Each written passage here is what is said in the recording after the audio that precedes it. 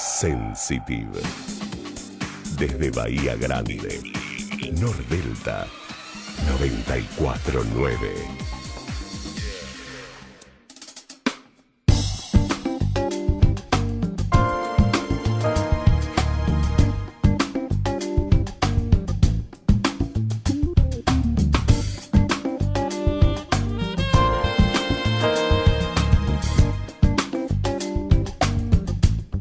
Una de la tarde, 37 minutos, continuamos en vivo aquí en Magazine, en el aire de Sensitive 94.9, y en estos momentos estamos en comunicación con Sergio Sinay. Él es periodista y escritor y acaba de publicar su nuevo libro que se llama La Palabra al Desnudo, publicado por Ediciones Urano, y en este momento vamos a estar hablando con él con respecto un poco a la temática de este libro. Sergio, ¿qué tal? Buenas tardes, Damián Servidio te saluda.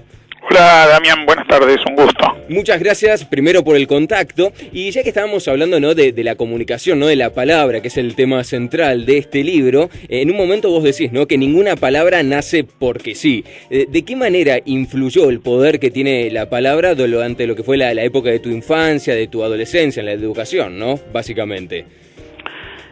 Bueno, mira, yo tengo y de alguna manera este libro es un testimonio de eso, una larga historia de amor con la palabra, desde la infancia, como vos decís. Me gustaba, qué sé yo, jugar o con la pelota o con las palabras.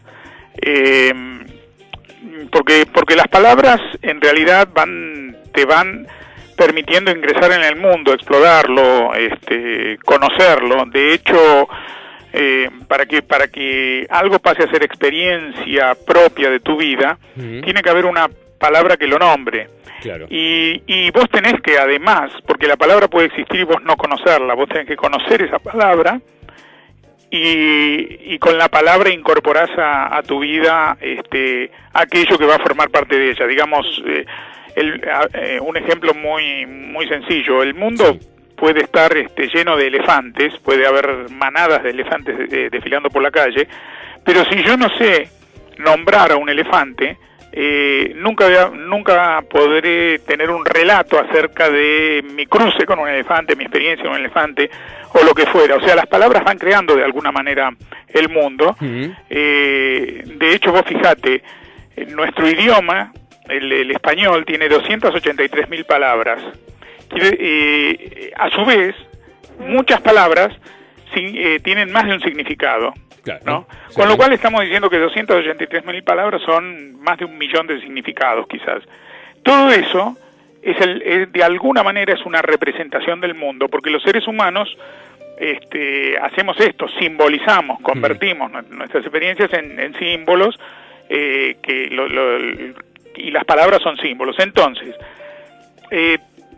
cuanto más riqueza de vocabulario tengamos, mayor será nuestro horizonte, nuestra mirada sobre el mundo. Ahora, no es cuestión solamente de sumar palabras, porque uno podría agarrar el diccionario y aprender una palabra por día. Claro, aprenderse una palabra por día y entonces un día ir tirando palabras. No, después con esas palabras se construyen significados. Con esas palabras se ordena el pensamiento y se expresa el pensamiento, porque también pensamos en palabras.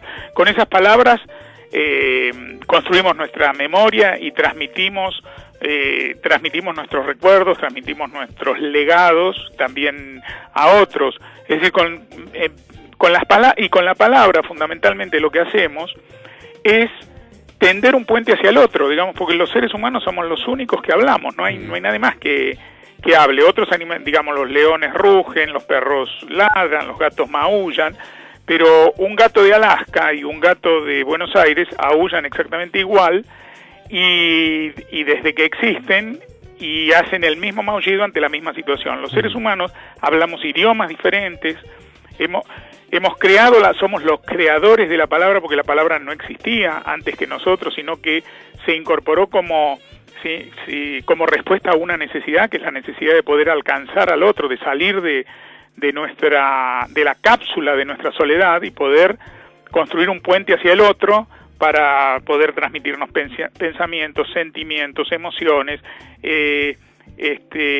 integrar mundos, mi mundo con el mundo de otro, crear vínculos. Además, no solamente la diferencia no entre los idiomas, sino también la evolución que va teniendo cada uno de esos idiomas. No es lo mismo el español actual que el español de hace 100 o 200 años. Para nada, porque en la medida en que nosotros estamos vivos, la palabra es algo que está vivo, el idioma es algo que está vivo, y que se va contando a sí mismo al mismo tiempo que va contando nuestra historia. Digamos, por todos estos motivos, a mí me parece que la palabra no es una cuestión casual ni anecdótica en nuestra vida, que cuidarla, que honrarla, porque hay muchas formas de deshonrarla. O sea, decir una cosa, decir que una cosa es algo que no es una manera de deshonrar a la palabra.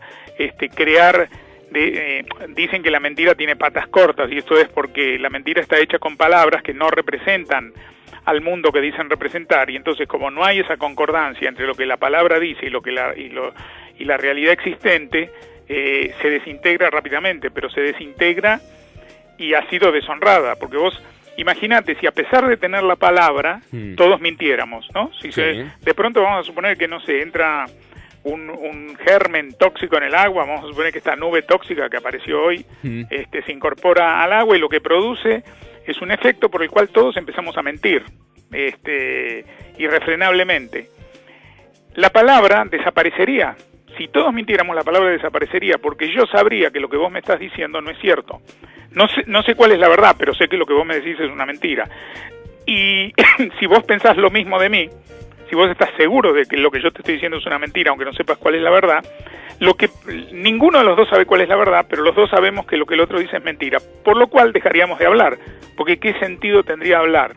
Entonces, la verdad sostiene a la palabra, y además creamos la palabra para transmitirnos verdades. Después puede ser que la traicionemos, y cuando la traicionamos enfermamos nuestros vínculos, debilitamos nuestra convivencia, y también nos vamos enfermando nosotros. O sea, ahí está también, ¿no?, cómo el correcto uso del lenguaje es lo que es la base de la construcción también de una sociedad, y de una sociedad que funcione. Absolutamente, porque una sociedad funciona también sobre la palabra, el mundo funciona sobre la palabra, por eso es importante honrarla, cada uno en donde está y haciendo lo que hace, digamos, porque también le damos diferentes usos a la palabra según los momentos en que nos encontramos y las tareas que realizamos, las profesiones en que nos desempeñamos. Lo importante es enriquecer nuestro acervo de palabras y sostenerlo con nuestras actitudes, con nuestros valores, etcétera. Por todo esto, es que yo creo que la palabra tiene un poder enorme de sanación y también de enfermedad, de mejoramiento de la realidad y también de empeoramiento, ¿no? Sí, obviamente uno con la palabra, o cómo conforma, ¿no?, una frase a través de las palabras que elige,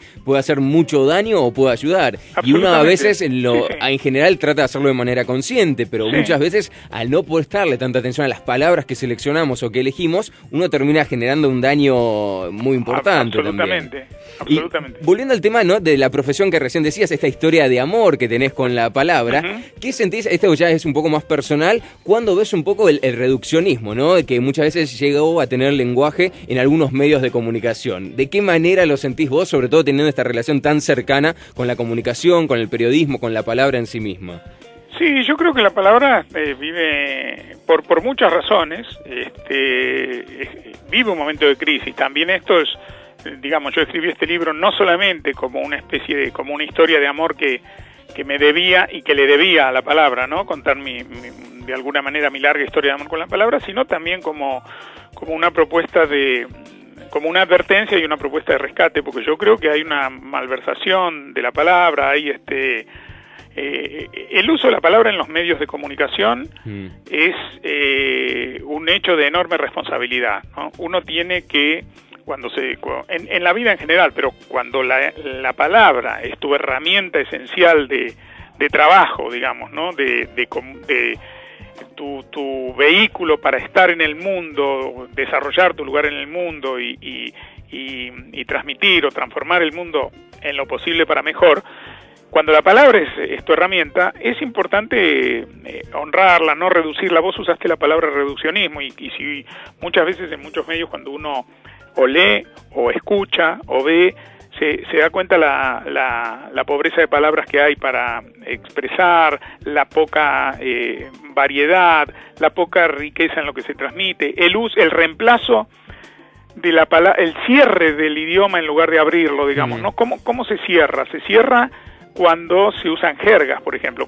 Si vos y yo empezamos a hablar en términos de nuestra profesión solamente, sí, y hay gente a nuestro alrededor que no pertenece a esa profesión, la vamos dejando afuera, vamos haciendo como un ejercicio de poder, cuando la palabra, al contrario, tiene que abrir los vínculos y tiene que servir para comunicar, no para incomunicar. Y muchas veces en los medios se usa jerga, es decir, palabras que son exclusivas del medio, pero que cuando salen del medio, entonces a veces uno ve en los medios dos personas o dos personas del medio que se dicen cosas que solamente ellos saben lo que significa y que se ríen, mientras que el espectador, el oyente o el televidente, lo que fuera, está afuera de todo eso. Claro. Y si se ríe, será por imitación de algo, pero no por comprensión de lo que está ocurriendo. Totalmente y a él de acuerdo. Lo están teniendo ahí de alguna manera como observador de una especie de ejercicio de poder. Mirá todo lo que no te decimos con esto que decimos. Mirá todo lo que te ocultamos con esto que te decimos. Mirá todo lo que no sabés, que nosotros sí sabemos. Nosotros sí sabemos. ¿No? Es así. A ver, vos recién decías, no hay miles y miles de palabras y muchas veces da la sensación de que se utilizan unas poquititas cientas o la necesidad a veces de utilizar un argot donde quedamos montones de personas afuera sin una explicación clara de por qué no deberíamos entender ciertas cuestiones, ¿no? A veces pasa muchas veces con la parte médica, ¿no? O legal, que para explicar algo muy sencillo se utilizan muchísimas palabras y en ese caso sí se podría hacer una reducción y elegir palabras más sencillas o accesibles para el resto de la gente. Claro, pero ¿sabe qué pasa, Damián? Que la palabra es también una herramienta de poder a veces. Si un médico me habla a mí en términos que solo él entiende y yo no tengo por qué entender, porque yo soy el que pone el cuerpo de manera literal, digamos, ¿no? Sí. Cuando estoy ante el médico, pero es mi cuerpo. Por lo tanto, yo tengo derecho a saber qué es aquello que se me está diciendo sobre mi cuerpo, y tengo derecho a que se me diga eso en un lenguaje que entendamos los dos. Si esto no es así, hay alguien que se ha apoderado de alguna manera de mi cuerpo y me está privando de tener conocimiento sobre algo que es íntimamente mío, como es mi cuerpo, porque ha puesto un vallado de palabras en el medio. Está haciendo un ejercicio de poder. Lo mismo si yo voy a un abogado porque tengo un problema y voy a elegirlo a él para que defienda mis intereses, pero que resulta que me empieza a hablar en argot o en jerga, y yo empiezo a quedar disociado de aquello que es mío. Digamos que yo estoy poniendo allí, estoy poniendo mi capital más importante y estoy poniendo mi confianza, y esa confianza empieza a ser defraudada cuando se me deja afuera a través de un lenguaje especializado, digamos, ¿no? Entonces, la palabra tiene que comunicar. Esto no quiere decir que tenemos que tener un lenguaje pobre y ramplón. Al contrario, yo creo que hablar con sencillez y que todo el mundo entienda necesita que sepamos muchas palabras, que tengamos un contacto muy de mucho cuidado y de mucho amor con ellas, porque cuanto más tengamos de esto y cuanto más palabras tengamos, más sencillo vamos a hablar, no más difícil vamos a hablar. Y en pero esto es una responsabilidad. Sí, una responsabilidad, y esto que decíamos, ¿no? Que en realidad lo básico de la palabra es lograr comunicarnos y hacernos entender con un otro. Esto es lo básico, para eso nació. Eso nació, porque los seres humanos, si no nos comunicamos, una planta, vos podés tener una planta en una maceta que no tenga ninguna otra planta alrededor, pero si le pones agua todos los días, está bien orientada con el sol, la planta puede vivir muchos años. Vos podés tener un ser humano solo, muy bien alimentado y todo lo demás, pero va a morir porque se va a secar existencialmente, espiritualmente se va a ir secando, porque los seres humanos, así como necesitamos el agua, la comida, el aire, para cubrir nuestras necesidades básicas de existencia, no alcanza con eso, porque si no tenemos encuentro, comunicación, el alcance de otro ser humano y los puentes que nos llevan hacia él y de él hacia nosotros, vamos muriendo, vamos extinguiéndonos también de alguna manera y vamos sumiéndonos en eso que se llama la angustia existencial. Entonces, la palabra nace con nosotros, es decir, cuando empezamos a hablar con lógica, digamos, empezamos a decir palabras, qué sé yo, antes de los 3 años, pero es a los 3 años, cuando cada uno cobra conciencia de sí mismo, digamos, cuando que empieza a decir la palabra yo no aparece antes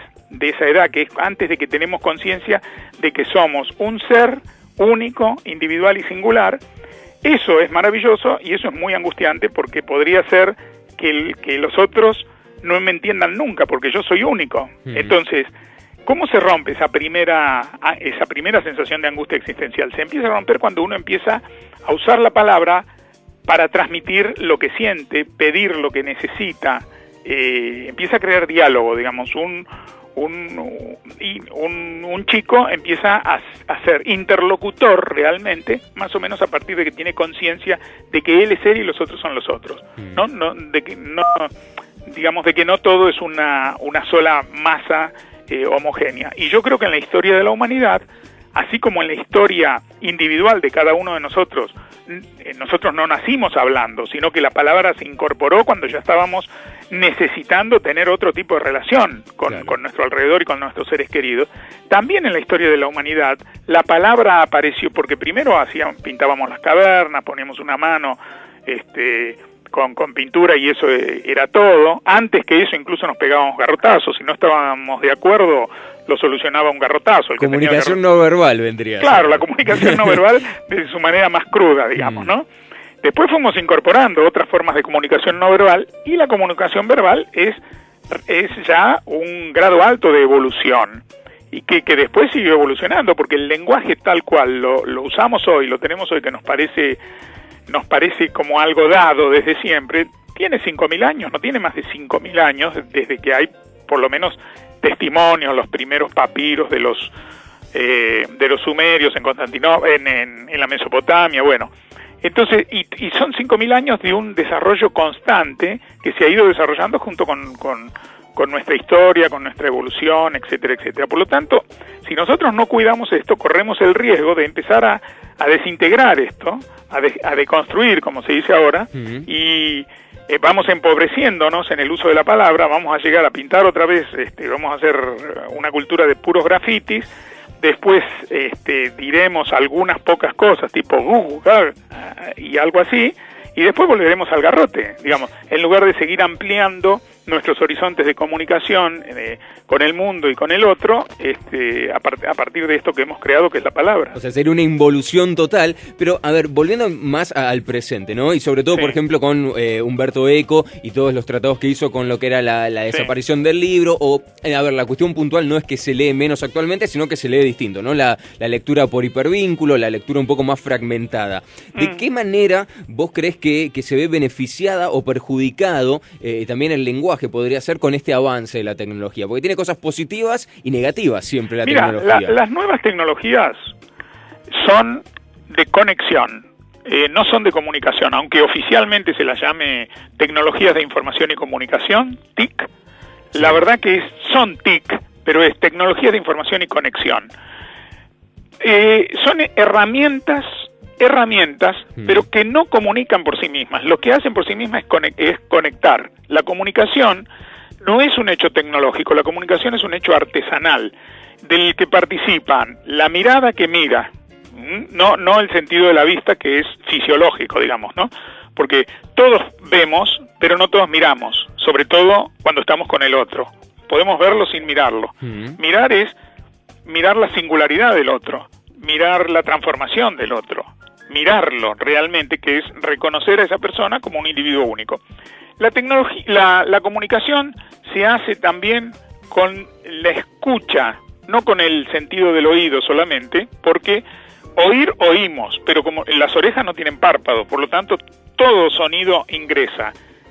Empezamos a escuchar cuando nosotros empezamos a filtrar, a elegir, a seleccionar, cuando nos hacemos hospitalarios en la escucha, digamos, a recibir al otro en lo que dice, incluido el silencio, porque, ojo, la palabra tiene valor también unida al silencio, así como una nota musical las notas musicales producen una melodía porque hay un silencio entre las dos notas, que está incluso escrito en la partitura, si no, sería solo ruido. Entonces, también está en la comunicación la palabra, con sus silencios, con su modulación, con su textura, que le va dando la voz, Y está también la continuidad emocional, que es cuando yo estoy con una persona en un proceso de comunicación, a mí me están pasando cosas y a la otra persona también. Estamos cómodos, incómodos, nos sentimos cercanos. Hay momentos de la conversación en lo que a lo mejor nos embarga cierta tristeza por lo que está ocurriendo o por el relato del otro, o después viene la alegría. Todo esto es un proceso artesanal, digo yo, porque como no hay dos personas iguales, cada hecho de comunicación real entre dos personas es una joya única, como la que hace un artesano que no te puede hacer 10.000 piezas iguales, mientras que la conexión puede ser serial. Ahora bien, la conexión puede, cuando nosotros hemos construido puentes de comunicación, la conexión puede venir a producir una continuidad, a ayudar. Y yo creo que hay un riesgo cuando nosotros confundimos lo que es la conexión con la comunicación y creemos que los hechos de conexión son hechos de comunicación, cuando ahí están faltando los silencios, las texturas emocionales, la presencia, porque con todo lo importante que es la palabra, y estamos hablando de ello desde hace un rato, en la comunicación entre las personas, y esto está estudiado, es solamente el 30% de la comunicación. El otro 70% es no verbal. Por lo tanto, si nosotros creemos que las herramientas de conexión son herramientas de comunicación, estamos reduciendo la idea de comunicación a un 30% porque esas herramientas trabajan con la palabra. Ahora, también se dice que no se puede usar estas herramientas si uno no sabe leer. Por lo tanto, uno tiene que tener acceso a la palabra, tiene que ser alfabeto para poder manejar estas tecnologías. Es cierto, pero tampoco es una verdad absoluta, porque leer no es solamente reconocer que M más A más M más A es mamá. No es hilar una letra con otra, es comprender lo que se lee. Leer es más que el hecho mecánico de la unión de las letras. Hay, una vez que uno tiene la palabra más la otra palabra que está al lado, más la frase completa y esa frase en un contexto, aparecen toda una serie de mundos detrás de esa frase que se reproducen con cada persona que lee. Por ejemplo, el libro. Yo escribo un libro. Hasta el momento en que yo termino de escribir el libro y pongo la última palabra de ese libro, el libro es 100% mío. En el momento en que el libro se publica, hay un 50% de ese libro que es mío y el otro 50% es del que lee. Porque, y a mí me pasa constantemente, hay personas que me devuelven cosas del libro, lectores, que a mí me sorprenden, porque yo ignoraba que eso que esa persona leyó estaba en el libro. O sea, mi horizonte llegó hasta un punto en donde aparece el otro, y desde donde aparece el otro se amplía el horizonte, resulta que todavía había más allá, más de lo que yo mismo creía. Pero como, además, ese lector a su vez es una persona única, el 50% que él representa después se va multiplicando por todos los otros 50% de cada nuevo lector que aparece. Entonces, esto pasa con cada palabra que emitimos. Nosotros decimos una cosa, el otro escucha lo que decimos, pero también escucha desde un momento emocional, desde una manera de escuchar, desde sus propios contenidos informativos, culturales, desde su historia.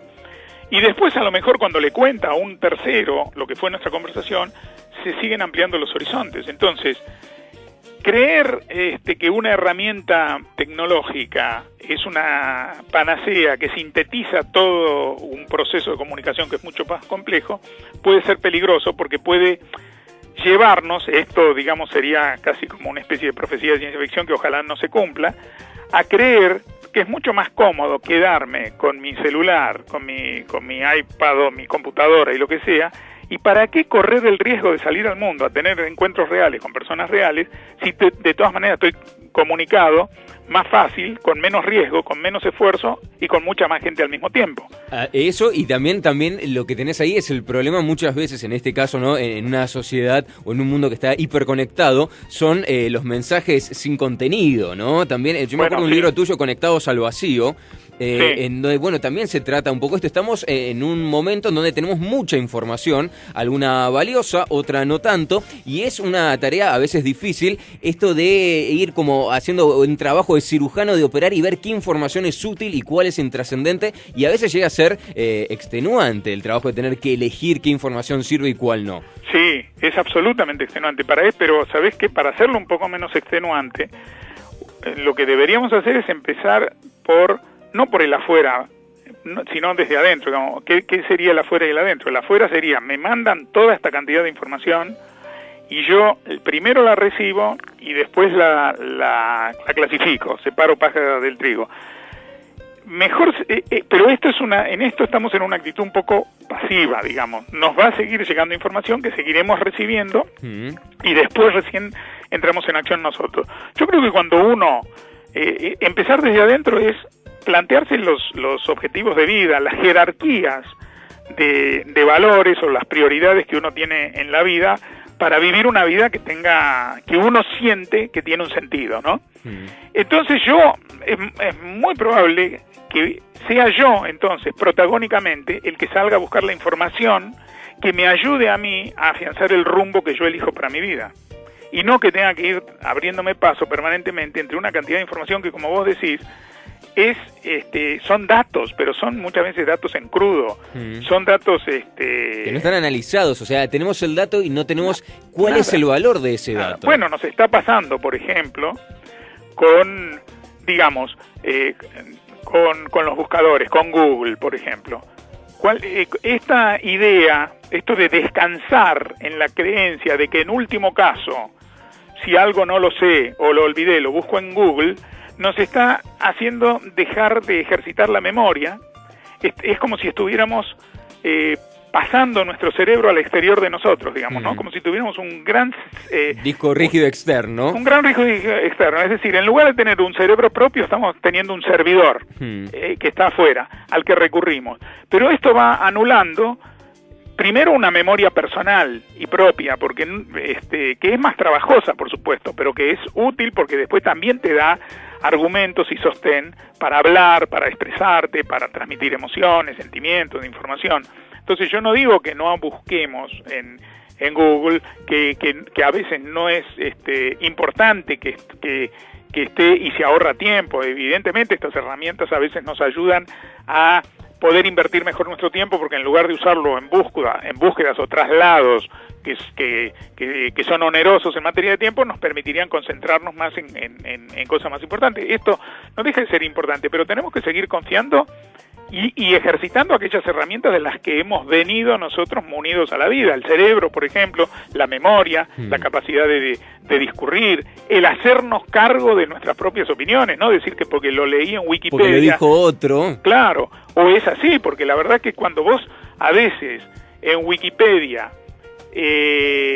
buscas algo sobre de lo que vos sabés por experiencia propia, porque te gusta, porque es tu profesión, porque has desarrollado un conocimiento propio de eso, chequeás en Wikipedia y te encontrás con unas burradas enormes, desarrolladas con una apariencia de seriedad y de información. Pero a mí me ha pasado, qué sé yo, en el terreno de la literatura, por ejemplo, a veces buscar algo de un escritor y encontrarme con cosas que no podía creer y que yo digo, pero yo sé que esto no es así, pero y todas las personas que no saben que esto no es así y lo van a tomar por cierto, porque a lo mejor no han desarrollado una base de datos propia en el interior de sí mismos, que bueno, eso lleva trabajo, por supuesto, pero bueno, la vida nos exige trabajar por aquellas cosas en las que creemos también, porque si no, todo dado no va. Lo importante acá me parece un poco que este acceso tan simple, sencillo y fácil que tenemos a la información no termine por anular un poco lo que es la capacidad que tenemos nosotros los humanos de comparar estos datos, de evaluarlos, de ponderar la información que nos sirve de la que no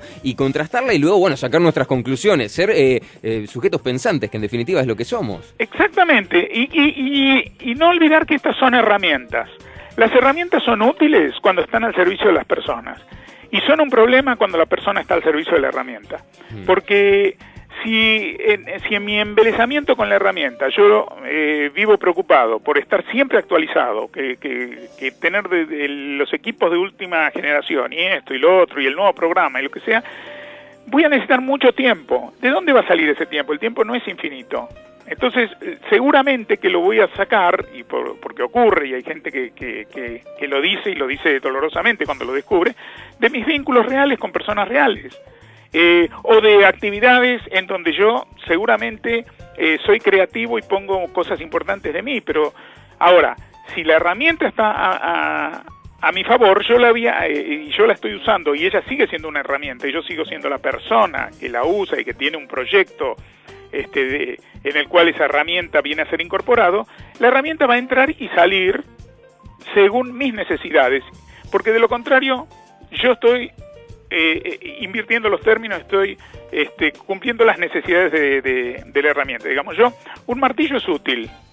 Yo con un martillo puedo construir una mesa, o le puedo romper la cabeza al primero que pasa por delante mío. El martillo no es bueno en un caso y malo en el otro. Es qué uso le voy a dar. Claro. Y coleccionistas de martillos yo no conozco, al menos. No creo que alguien que diga, no, a mí me fascinan los martillos y me dedico toda mi vida a coleccionar martillos. Tener el último martillo que salió de tal cosa. No, uno usa el martillo cuando lo necesita y lo guarda cuando no lo necesita. Y a veces hasta no lo tiene y lo pide prestado e igual el martillo cumple su función. El tema... Ahora, si yo me pongo a comprar todos los martillos del mundo, voy a tener que dejar de hacer otras cosas, invertir mucho tiempo y mucho dinero en eso, ¿no? Y no va a tener una función útil, voy a estar yo al servicio de los martillos. En definitiva, es usar la palabra con responsabilidad. Es usar la palabra con responsabilidad. Exactamente. Es así. Sergio, yo te quiero agradecer este rato largo que nos has dedicado aquí en la radio. Hemos recibido muchísimos mensajes en este rato durante la entrevista, pero puntualmente de Patricia Montefusco, que es la directora aquí de Sensitive. Quería que te mandara saludos, estuvo leyendo allí tu libro y le gustó bastante, así que ella, muchísima gente también aquí se ha comunicado, así que muchas gracias por este ratito aquí que nos has dedicado en Magazine. Y bueno, invitamos a todo el mundo, puntualmente a yo, ¿no? Que estudié una carrera relacionada con comunicación, ha sido muy útil tener plasmado, sobre todo los que terminamos hace un tiempo la carrera, volver a releer, ¿no? Ciertas cuestiones que están allí plasmadas en tu libro, así que invitamos a todos los que quieran hacerlo que se sumen a La Palabra al Desnudo, que es tu nuevo libro publicado por Ediciones Urano. Al contrario, muchas gracias a vos también, dale un abrazo muy fuerte también a Patricia y gracias por este espacio y por dedicar ustedes todo este tiempo a la palabra o a poder reflexionar y dialogar, que es algo que siempre nos nutre, ¿no? Que siempre está bueno y sobre todo, bueno, tener diferentes visiones, ¿no? De algunos temas. Así es. Muchísimas gracias, Sergio. Un abrazo. Hasta luego. 2 de la tarde, 8 minutos. De esta manera ha pasado por Magazine Sergio Sinay. Él es periodista, escritor. Como te decía recién, publicó La Palabra al Desnudo, que es su nuevo libro, publicado por la gente de Ediciones Urano, a quienes le agradecemos que nos ha enviado este ejemplar. Nosotros continuamos en Magazine en vivo hasta las 4.